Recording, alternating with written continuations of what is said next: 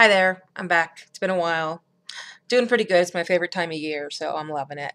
I wanted to talk today about common denominators that we as weight loss surgery patients have, and most of us don't even know we have them. And when I talk about the common denominators, I'm talking about, obviously the vomiting, different things that are obvious, but then there are other things that people don't think about. For instance, I have carpal tunnel, and even though I've had surgery, I still have carpal tunnel, but it's not really carpal tunnel, it's peripheral neuropathy. So my hands burn all the time, my feet are freezing cold all the time. And since my body was starving, it took it from places furthest from my heart, my hands and my feet. Behavior abnormalities, whether it's worsening or different, and a lot of us don't even realize it, and nobody links it to the biological reason that the surgery causes. Not because, okay, you use food as a comfort and now you don't have it, so you have to deal. Talking about the biological stuff. Seizures, which is more common than you would think. Carpal tunnel is a behavior. Encephalopathy, which is basically swelling in the brain, which kind of causes a lot of this stuff. Memory issues, fatigue. Help me out here. I'm sure you guys could name some that you have that we have in common. It's just a constellation of things that we have that are common denominators that we don't realize that we have. It's like it's almost like we've been separated. And so it's difficult for us to get together and have all of us in one room, which I would love to have like a group chat on, with everybody that has issues so that we wouldn't, or people wouldn't feel as alone.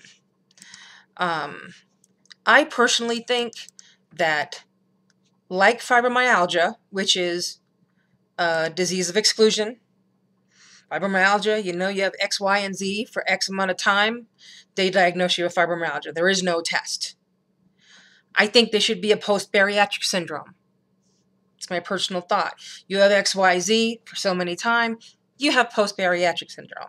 Because a lot of us, we'll take the tests, we'll take the x-rays, we'll take the scans, and they come back normal.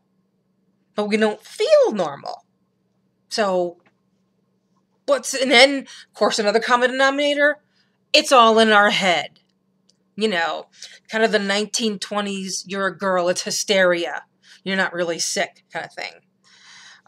And a lot of us get that it's all in our head, and that what have you. So and that's maddening. So then you seem even more crazy, and sometimes those behavioral abnormalities get even worse. More anxiety. I know anytime I get the stomach flu, I have a kind of a PTSD thing going on, because my brain immediately starts thinking irrationally that here I go again. I'm never going to stop throwing up like I did for those 4 years. Oh my God, I knew it. I knew the reversal wasn't going to work. My brain and my body, my heart goes into overdrive. And it's pretty bad. I've gone through a lot of things, and I've never had that effect on me. I was a ward of the state when I was a teenager, gave a child up for adoption, was a single mother, got divorced, never had PTSD and any of those things. But this, all of a sudden, I got a little touch of PTSD. And it's frustrating, because most people most doctors rather, don't want to acknowledge that that's the truth. This is the truth. That these common denominators, there's a thread in all of us, and it's all the same. Some people have burning feet instead of cold feet. It just depends. And I don't have diabetes or anything like that. I think, like I said, the most frustrating thing is taking test after test after test after test, and they come back normal. Taking vitamin after vitamin after vitamin, and you don't feel any difference. Even, I mean, I got to the point where I was injecting myself with B12 because I worked in a laboratory. I can work a needle. It's not an issue, And so I would just say, instead of coming here, can I just inject myself? And he said, fine, and gave me a prescription, and I injected myself, and nothing, no difference. But the fatigue, the mental fatigue, the the memory issues, and not like, okay, gee, where did I put my keys? But like a movie comes out, I go see the movie with my family. And then when it comes on video, I'm watching the TV going, hey, that looks like a good movie. And then my husband says, yeah, we saw it at the movie theater. And not only do I have no recollection of the movie, I have no recollection of going to the movies, of sitting down with the popcorn and the drinks and what have you. I have no recollection of the whole thing. And I've had to trust the people that I love when they tell me, no, you did this, or no, you said this, because I have no memory of it. And sometimes I get angry because I'm like, it didn't happen, because to me it didn't happen. To me, I didn't say that. But I've had to, if my 14-year-old says, no, Mom, you said that, I have to go, okay, then I did. Because my memory's kaput. I mean, I can read now, where before I had my reversal, I wasn't able to read, and I love reading. And it's a source of frustration because my word loss is one of those things as well.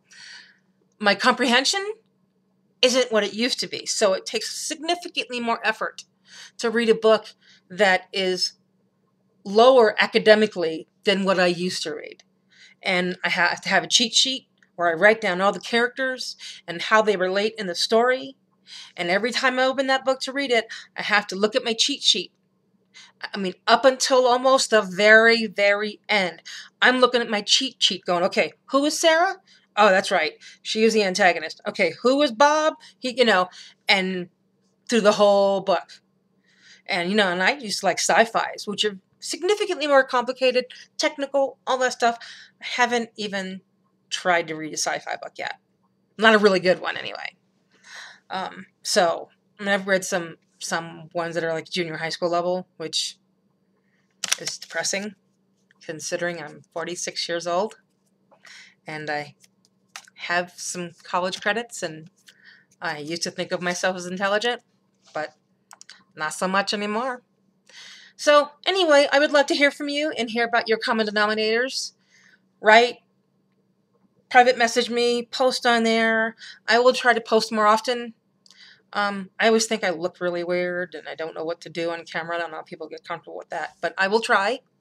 And if I don't, have a wonderful holiday, Kwanzaa, Christmas, whatever day you're going to have. Have a good one. Okay.